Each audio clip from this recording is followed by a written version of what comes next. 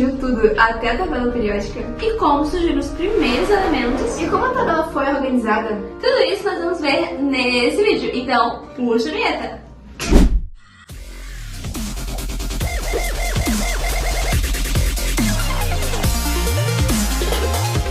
E aí, pessoal, vocês já pararam pra pensar de onde vieram os átomos que formam tudo ao nosso redor? A água que bebemos, os celulares e até nós mesmos? Para descobrir isso, nós precisamos voltar 14 bilhões de anos no passado. Tudo começou com a teoria do Big Bang, que, apesar do nome, ela não foi muito bem uma explosão. Na verdade, segundo os cientistas, todo o universo ele estava concentrado em um único ponto pequeno e denso.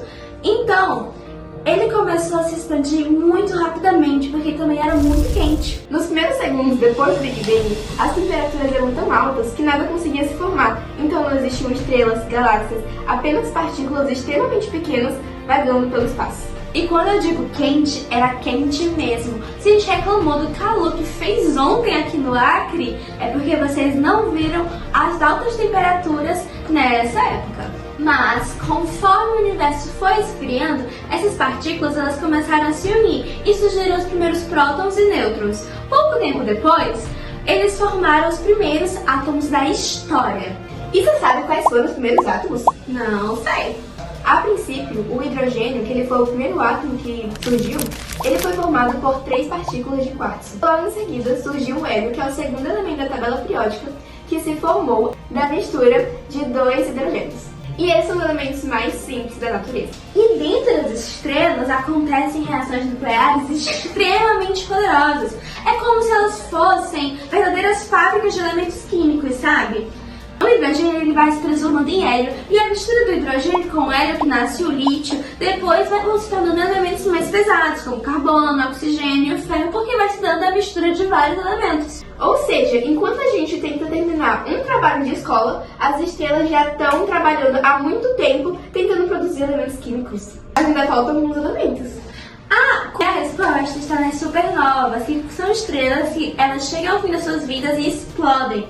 E essas explosões são tão violentas que criam elementos como ouro, prata, chumbo e urânio. Ou seja, os átomos presentes no meu corpo e no seu corpo foram formados por estrelas há bilhões e bilhões de anos atrás. Com o passar do tempo, todos esses elementos espalhados pelo universo formaram novos sistemas estelares, planetas e, eventualmente, a Terra. No século XIX, os cientistas já conheciam vários elementos químicos, mas não entendiam muito bem como organizá-los. Era uma verdadeira bagunça. Imagina um armário cheio de coisas todas misturadas. Roupas, maquiagens, brinquedos, tudo junto. Era assim que os elementos químicos pareciam para os cientistas. Foi assim que entrou em cena o químico russo Mendeleev. Em 1869, ele teve uma ideia genial: organizar os elementos de acordo com suas propriedades químicas. Quando fez isso, percebeu que certos padrões repetiam periodicamente. Assim nasceu a primeira versão da tabela periódica. Mas ela era um pouco diferente do que nós conhecemos hoje, não é mesmo? É verdade, até porque Mendeleev organizou os elementos de acordo com a sua massa atômica, ou seja, o peso dos átomos. Conforme a massa aumentava, ele colocava os elementos em sequência e observava que certas propriedades químicas se repetiam.